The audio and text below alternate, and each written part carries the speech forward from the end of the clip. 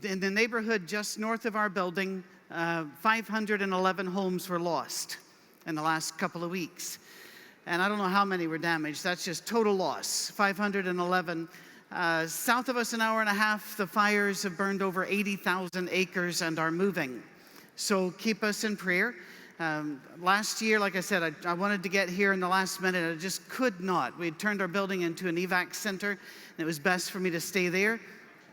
Sent my wife to get her out of the smoke, and they brought in Jeff Walling to sub for me. I'd like to apologize that they had to go that deep in the bench, but I do appreciate Jeff so much. Well, we have only a certain amount of time because they serve breakfast at 8. So let's get started as we talk about shining for Jesus where you are. Shining, we're going to do that tonight and tomorrow night. But we're going to do slightly different ways of looking at this.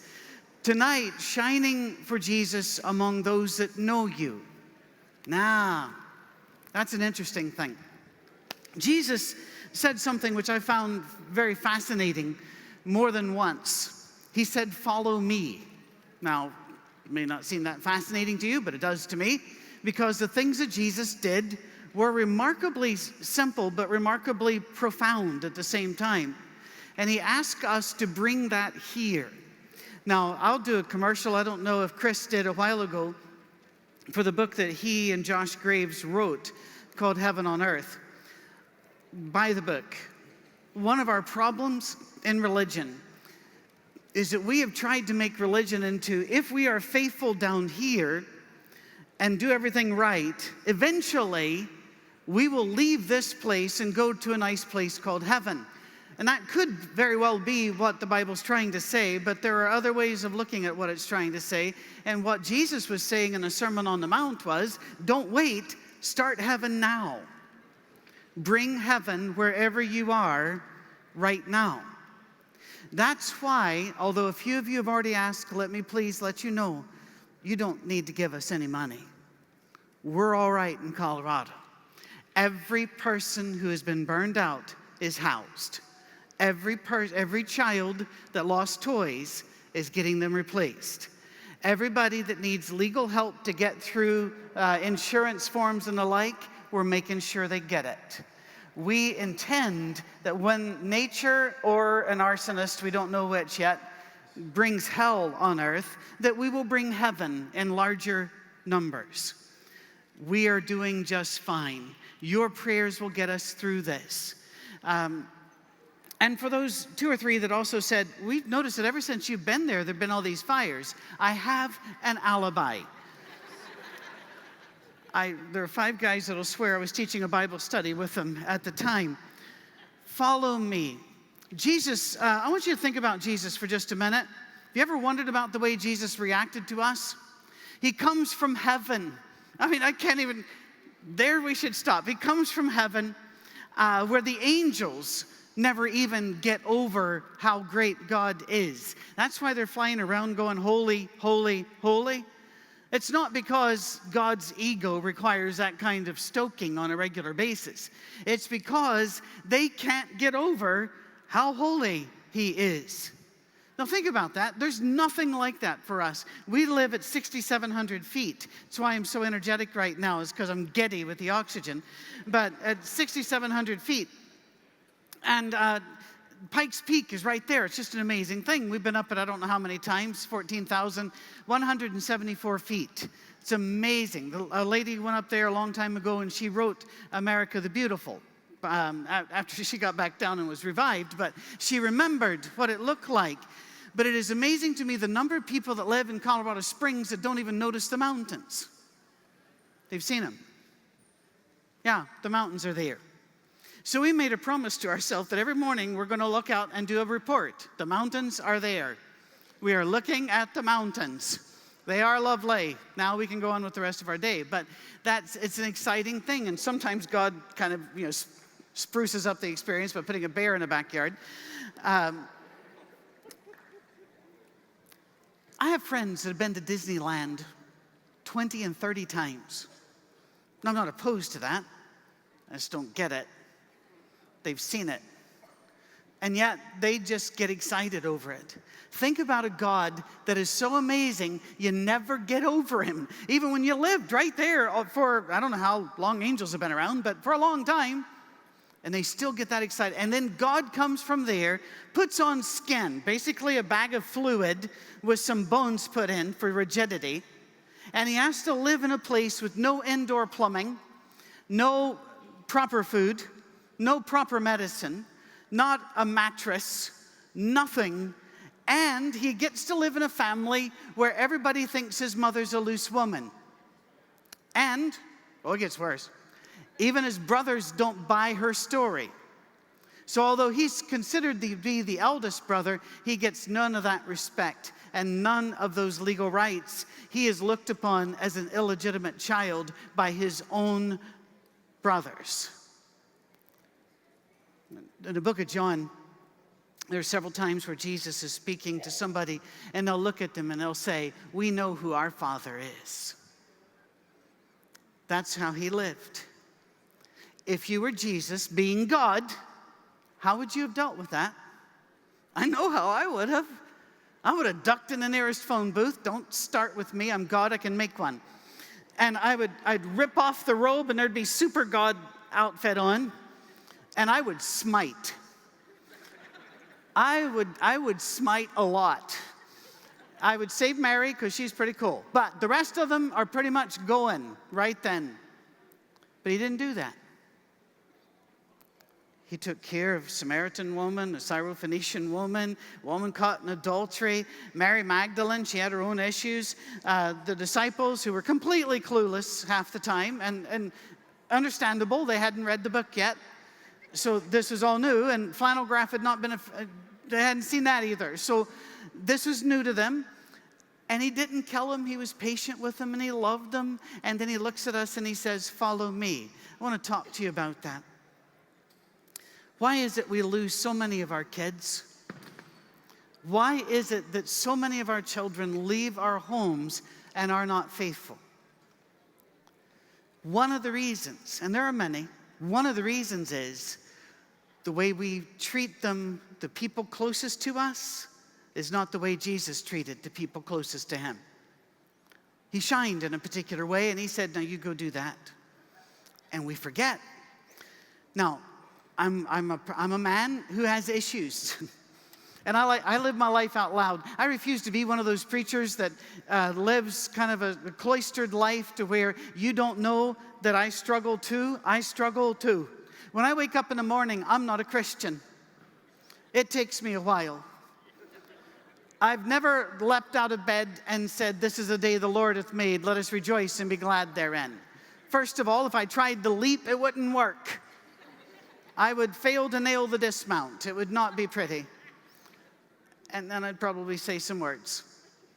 It takes me a while to remember I'm a Christian.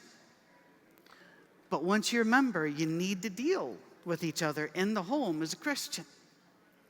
Now, for many years, I went about the country and did marriage and family seminars. I don't do much of that anymore. Most of the time when I'm going about the country now, I'm fixing broken churches with the help of God. And that's, we were talking about that on the road in tonight, saying, that is not something I trained for.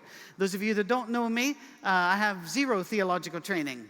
I had to learn that by wrestling God. Jacob did it once. I have season tickets. I've wrestled God all my life. I have 2 PhDs, and they're in the completely wrong fields of science. Yes, I wasted all my education in a useless thing like how to heal people. The point I'm trying to make is that I am aware of how tough this is. So when I talk to you about this tonight, I want you to understand I'm doing it as a fellow traveler. I want you to go to Ephesians chapter 5. Ladies, don't tense up yet. Normally, when we go to Ephesians chapter 5, we plan to pull out verse 22 and hit somebody with it. We're not going to do that because verse 21's in there. Submitting to each other in the fear of the Lord. Wives, submit to your husbands. Most of us would like to have that in needlepoint on the wall, but maybe not. Look at the next one. For the husband is the head of the wife, as Christ is the head of the church, his body, of which he is the Savior. All right, ladies, that should settle that, except that it really doesn't. Let's talk about the word head. If I were to ask you for other meanings of the word head, you go to a thesaurus, which is an ancient dinosaur that knows lots of words, and you say, I want to know other words for head. You would probably say boss, in charge of, the ruler, that kind of thing. You wouldn't say any of those if you'd been in the first century. For the word head meant seat of emotions. It was the same word they used for liver.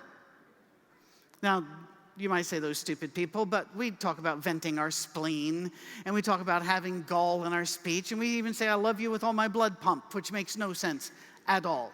And we even send valentines, which are anatomically incorrect. But if you did put an actual representation of a heart, I'm told that there'd be a court order. So we also use expressions. What does the word mean to be head? Provider, protector, developer, helper. If you look in a first century thesaurus, that's what you'll find for the word head. Not a word for boss, not a word for in charge of. You are the person that helps them develop, you protect them, and you love them. That's your job. And even if you didn't know that, even if that was a secret and you hadn't come to late night, look at the next one. You're the head of the wife, guys, as Christ is of the church. How's he head of the church? Hasn't he shown an incredible amount of patience? We haven't got it right yet, have we? It's been 2,000 years. We've burned every meal we've made for him. We have blown everything we've ever tried for him. And yet he loves us. And he keeps that love going. And he goes, that's the way you're the head of her. You see, it is responsibility, not rank. It is duty, not domination, because you are to be the savior of her. I've seen so many church leaders ignore their wives. I've seen so many church leaders speak poorly of their wives. I've seen so many church leaders ignore their wives because I got to be about the work of the Lord. I want to tell you something right now. I am not going to heaven without my wife. And there are many times that I've had elders say, we need to do this tonight if you need to come here with, and I'll say, no, tonight's I've already promised to my wife. But what are you guys going to be doing? I don't know. Duck Dynasty. It doesn't really matter at that point. I'm trying to learn English, and so I'm watching these shows. Oh, I do have to tell you this. I stopped at a Walgreens yesterday to pick up some things, and the wee shopkeeper was very sharp. She says, you're not from around here, are you? Well done, well spotted. And she was so excited to tell me about Nashville and all the things to do, especially, oh, you're so lucky to be here on the 4th of July. We have all of these special things. I just stood and looked at her, and I said, you're not catching the irony of this at all, are you? She said, no. I said, we batted for the other team. We lost. She didn't really get it then either, but that's all right. I want you to keep looking at this, because it's the little words which are amazing here. Now, as the church submits to Christ, so also wives should submit to their husbands and everything. We're going to talk about that later. Husbands, love your wives just as Christ loved the church and gave himself up for her. Now, you don't even have to know Greek here. Just underline just as. That'll keep you busy. How are you to love your wife? Just as Christ loved the church. Give yourself up for her. Here's a general rule. If your wife is getting you more cups of coffee than you're getting her, something's wrong. You're supposed to be serving her. Guys, I know how hard this is. When we get home, we're not home, are we? When I walk in, I'm somehow giving off a signal. I've not found it yet. We just celebrated our 34th year of marriage last Friday, and I still have not figured out what signal I'm getting off, but somehow she hears, please tell me everything you did today. Don't leave anything out. And if you bought something, walk me through that entire process of the store, the receipt, show me what it was on sale for, but you found it. I want to know all of it. Now, I've not yet determined how I'm giving off that signal, but I have learned she needs to say it. And so I need to stand there and hear it. Sometimes the only thing I'm hearing in my head is Charlie Brown's Teacher. I will give you that. That little wah, wah, wah, wah, wah. But I'm trying. It doesn't help that she is an interior designer, and therefore she thinks in art things. She'll see a flat place in our house and say, you know what that needs? No. And I don't know, it could be a railroad spike, a cotton ball, and an M&M, but it needs a thing there. And I don't really understand the thing, but it's very important for her that the thing be there. You know, it's interesting, in the Song of Solomon, which is a book about sex, and it's in the Bible, and I love that about God. He invented it, so I guess he write a book about it. One of the things that that the woman in there, when she tells the girls, she'll say, you wait till you get a guy like mine. And one of the things that she tells him is, he buys me things that I need. Guys will never get that. We'll never understand it. They'll stop at a shoe store. We'll think you have shoes. They have to stop. It's the way they're wired. They'll even want to try to buy us stuff, and we'll say, we have a shirt. It is the way it is. And we are shepherds of this woman to show her love and give ourselves up for her. That's why we die first, because we're supposed to. We're supposed to wear ourselves out. When we're laying in bed at night and there's a noise, this is actually true. We've done a study. A woman will hear the noise first, because when men are doing something, that's what they're doing. They're not doing anything else. Women multitask. When a man has a cold, that's all he's doing. He's not doing laundry and fixing lunches. He's having a cold. When he's sleeping, he's sleeping. The woman is sleeping, but she's also listening because her security is involved there. She will actually lay there and listen to the noise for a certain amount of time before attempting to rouse the husband, to alert him to the noise. Whenever she does get him to a certain level of consciousness, she will say, I heard a noise. He will say, no, you didn't, which is a very odd thing, actually, to say to bone of your bones and flesh of your flesh. But if he does hear the noise, he will then leap out of bed, grab the Louisville Slugger he has tucked under the mattress, walk down the hallway in his BVDs, and she will go, what are you doing? Get back in here. Now, he's completely lost at this point because he was sleeping. You made him listen to the noise. Now he has to kill the noise. But you don't want him to. So why can't I be sleeping? Guys, it's hard to explain this. You're just going to have to trust me on this one. All she really wanted to do was share the moment. That's why she wants to talk to you when the game's on. Because she's lost you at that point. She will not talk to you at the commercials because you're available then. She has not lost that connection. Now, there's a whole study to this. I taught a whole semester on this on a rotating basis, and so it's fun stuff. But the point is this. You guys, give yourself up for that. When I was a bachelor, my bathroom was a very simple place. There was some shampoo, soap, razor. That's pretty much it. Now there's a city in there. Skyscrapers and apartment complexes. I'm a scientist. I pick up the bottom of the stuff, I start reading it, and I go, nope, don't know what half of that stuff is. May as well be unicorn powder for all I know. And sometimes she'll say, I need more of this. And I think my wife is absolutely stunningly beautiful. And I'm going, you don't need, yes, if you want it, let's go to Macy's. I want to stand there by the perfume Nazis. You know who they are. You're just trying to get through to like Cabela's or something manly, and they're going spritz, and I thought that's against the Geneva Convention. It really is, but they'll hit you with it anyway.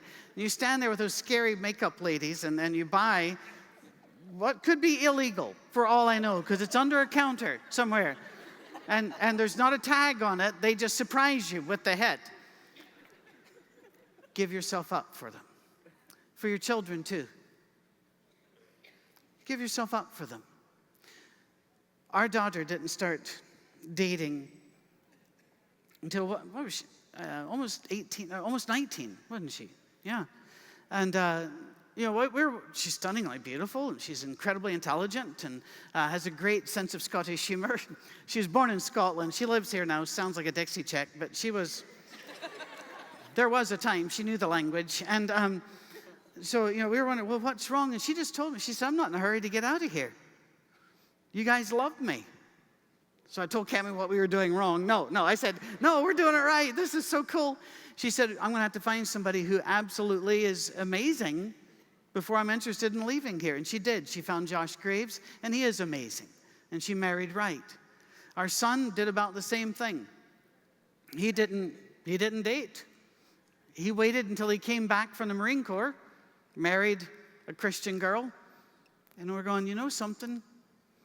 We must have done that right. But when I talked to my kids about, all right, what was it? It was, we were always there, always available, always talking to them about, and then showing them love. They never heard us argue, because we don't. I know people go, oh, come on. No, really, we have very different opinions. She's American and normal, so that immediately sets us off, right? Our first date, she's from Colorado, so I thought, how do I date a Colorado girl? So we rode horses until I ran out of quarters, and then I didn't know what to do. But she knew what she was getting into. That's the point. And we don't argue. I look upon her as a gift from God. I was woefully incomplete without her. She had no project to do without me. It's a match made in heaven. By the way, she doesn't want you to judge. Be aware that this can be a long-term thing. But notice this, you love her just as Christ loves the church. Think about that. How long do you want God to be patient with you? That's how long you're to be patient with your wife and your children. Shine where you are. Because if you don't, we lose the next generation.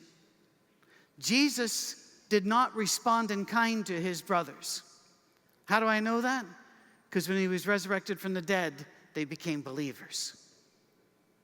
Had he mistreated them, they wouldn't have.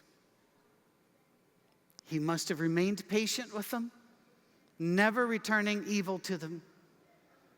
And so down the road, they became believers, like James.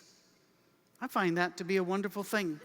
We go on here. I love the next verse. To make her holy, cleansing her by the washing with water through the word, and to present her to himself as a radiant church without stain, wrinkle, or any other blemish. Guys, let me just put it to you. Look at it. Jesus looks at his church as if we're perfect. And that's the way we are to look at our wives. I've had people say, but if you knew my wife, hush. God knows what he's talking about. He said, do it this way. Love them.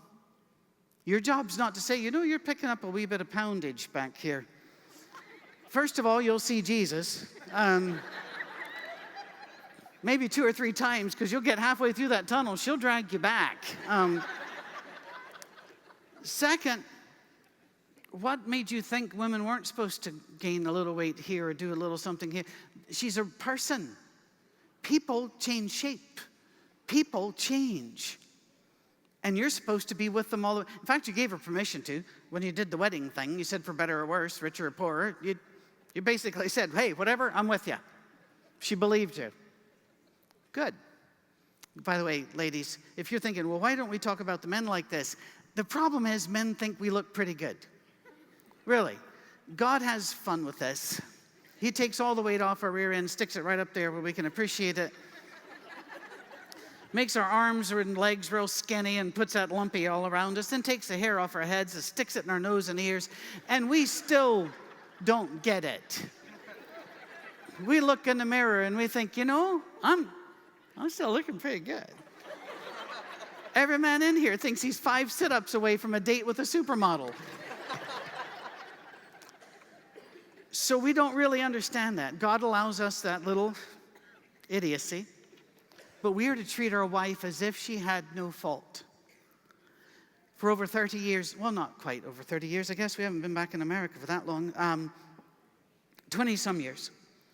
Every talk I've given has been recorded and put up somewhere for free to be downloaded or the like. By the way, here they have to charge because that's part of the way they fund this thing, but on our church websites, wherever we are. And people, some of the people here have known me almost since we got off the boat back in the 80s to come back to America. And I challenge you. You have never heard me say one negative word about my wife. Not one. If my wife were to wreck the car 3 times and burn 8 meals, you would never, ever know it. Because the Bible says to shine where I am to treat her as spotless, without wrinkle or blemish or any fault. Because that's the way I want to be treated. I am to be patient with her as she is, as I want God to be with me. How's that one? One of the reasons I love Jesus is he hasn't killed me yet. I find that amazing. Because it's not like it's against the law for him to do it. We all know sometimes the only reason we don't kill is because it's against the law. We would love to be peaceful and loving, but come on. I still remember reading a report from a Texas Ranger once who actually was dispatched to a town to find out if the shooting of a particular person, the killing of him, was justified. And he wrote back, and I can't really quote him because it's in Texan, but it basically was, couldn't really figure out the facts of it, but after hearing about the guy, he needed shooting. Okay. Ladies, what about you? Do you have no burden? Oh, Titus chapter 2 says, you older ladies, teach the younger ladies how to love their husbands and their children. Now, some of the guys are going, wait, why would they have to learn that? Thank you. Because they're not that lovable. We just think we are. We do everything we do, by the way, ladies, to try to impress you. I know if we wash a dish, we'll show it to you. It's all for you, baby. That's all for you. And she won't. They're so nice. They won't even bring up. But you drank out of it. What's the? I don't. We will mow the lawn when it's 100 degrees because it's impressive, and we want you to swoon. We don't quite under. And by the way, just to let you know, ladies, I work with men all the time who are desperately lonely because their wives don't love them like they thought they were going to be loved. They thought that you would be as excited and as happy to be around them as they are to be around you. And then the first couple of years of marriage, they learn different.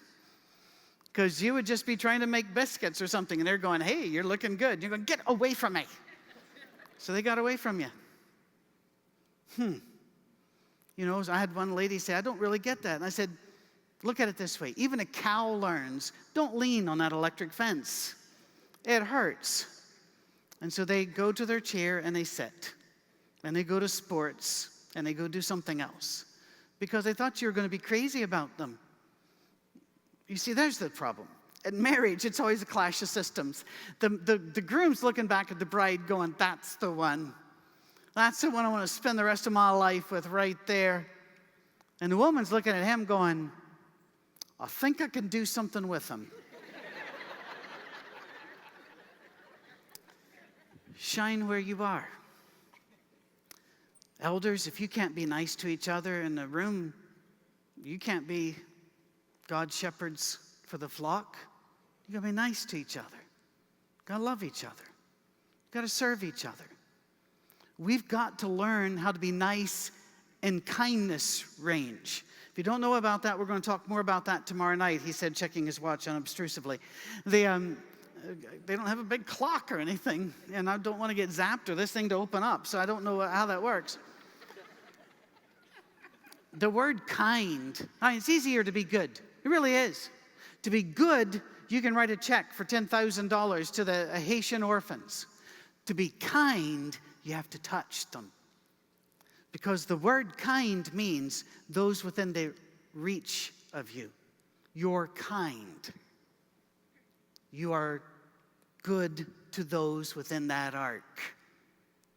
God has called us to be kind and good on a very personal, intimate level.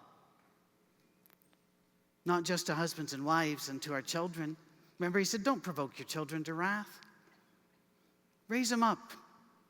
The fear and the admonition, the nurture and admonition of the Lord. Raise them up properly. Know that they're just borrowed. you're going to have to give them back to God. You know they're going to head a different direction. That's all right. There's been something wrong with our family, I know, genetically. 300 years, British Royal Marines and Scottish Black Watch units. Now my son, United States Marine. Well, at least he's on the winning side. I'll give you that. But the point is this. I know love has not always been our first reaction. My little 4-year-old grandson, he was 3 years old when this happened. They called us to blame me. I live a long way away. But they were telling him the Easter story about the death of Jesus, and he said, who killed Jesus? And my daughter said, well, the Romans, and then some of the Jewish leaders. And he goes, no, you don't understand. I need names.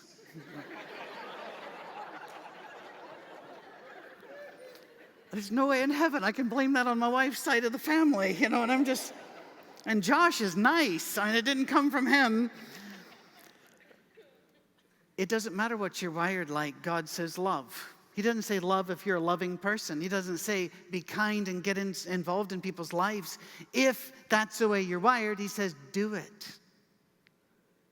Had you ever thought that your cross might be that you have to fight your wiring the rest of your life to do what God wants you to do and be who God wants you to be? Kind and good to those within this reach. Now let me set up something for you in the next 5 or so minutes, then I'll let you go. Actually, you're free to go now if you want to. It's not much I can do about that. Shouldn't have let that person know. But anyway, I like it the way people turn to look. You're so easy. For a long time, the only way to get to meet God was to go to this place called a tabernacle and then a temple. Your church people, you know the story. Most of you are from Nashville, where they give you a Bible when you're born, so you know these stories. To get forgiveness, you came to the temple. To talk to God, you came to the temple. To make amends, you came to the temple. All of that. And then Jesus ended it, and he ripped that veil open, and he said, you are now the temple of God. And instead of going cool and living like it, most of us have been trying to drag him back in a building for the last 2,000 years. But no, you are the temple of God. Do you know what that means? He told you in Luke 10, for example, when he said, if you bless people, they're blessed. If you forgive people, they're forgiven. Well, I've had all kinds of Bible classes go, I know he said that, but he couldn't have meant that. Oh, yeah, he does. If you forgive somebody, they're forgiven. If you don't, they're not. You are a temple of God, which means that when God puts me in places, which he does a lot, I'm not there for me. I'm there to bless somebody. I got to find them. I'm there to pray for them. I'm there to feed them, shelter them, give them whatever money I've got, or somehow find a way to connect them to God. I have to fly a lot. I don't really like it. TSA and I don't get along. But I've learned some things. When they ask you if you have any weapons, don't ask them, what do you need?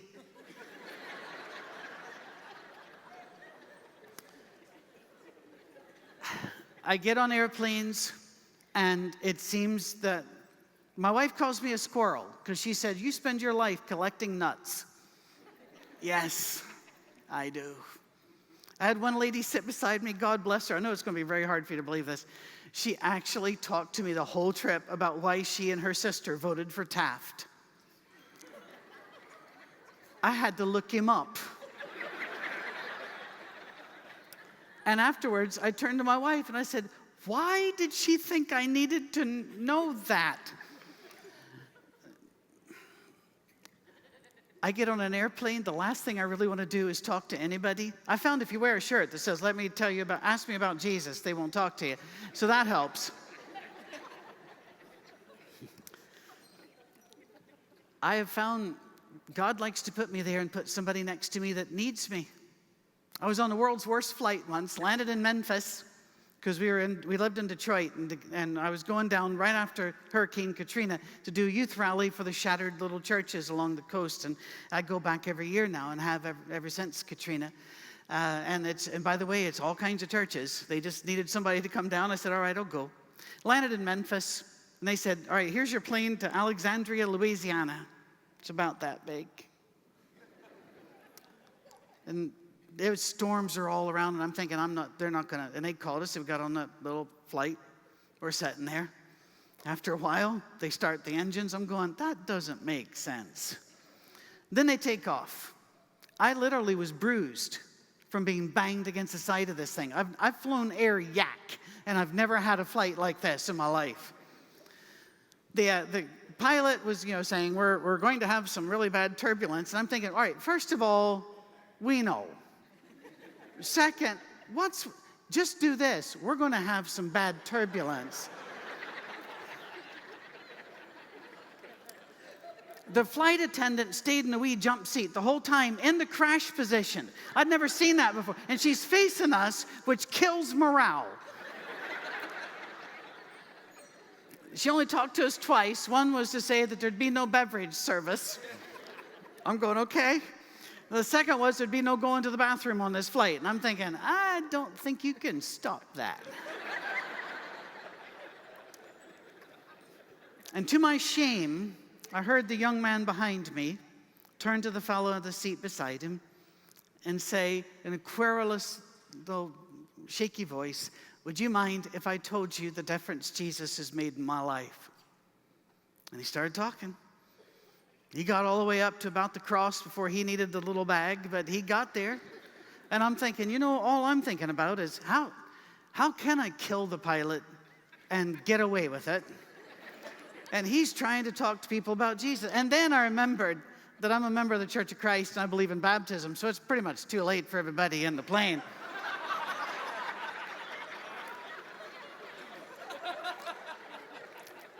I mean, I have a heart. Had we been hurtling toward water, I would have brought it up. You might want to hold hands and repeat this after me. It's that sort of thing. But God has found a way every day of my life to remind me it's not about me, it's about Him. We are the temple of God, and we are to shine. That young man behind me was twice the man I am. Because scared to death and seasick, he talked about Jesus. I want to be more like Him. I want to be more kind. I was here a couple of weeks ago for Impact, which is a youth thing. I don't really know why they let me talk to youth. I'm old. I still miss the dinosaurs. I'd gotten quite friendly with a few of them, but walking to school was hard. The earth hadn't cooled, that point thing. But I loved talking to them, and my daughter came one night, and it was late when we got out of here because the kids kept coming up. And she said, most speakers just go out the back door. And she wasn't suggesting that with me. She just looked at me because she knows I'm a loner by nature. And I said, yeah, I know. This is for Jesus. I'm done talking to me. Then we'll go. Now, I'm not saying that to make you think good of me because I'm not saying I was, come, little children. No, it was just like, okay. I'm trying to be better. But you know what would help me? If you tried to. If we decided to be kind to everybody within our ark and shine among the people we know to the point where our kids grow up knowing this stuff's real. I'll do this and I'll quit. Lady called me recently. Her adult son has just told her he's gay and he's moved in with his boyfriend, husband, whatever. She said, how do I get him back? We talked about a lot of things, but she said, do I let him come back in the house? I said, the only way you can win somebody is to outlove everybody else. You have got to love them. Love them so much that nobody else can touch that. Because there's going to come a dark day. Where are they going to go? To the light. So shine. We'll talk tomorrow. Cheers.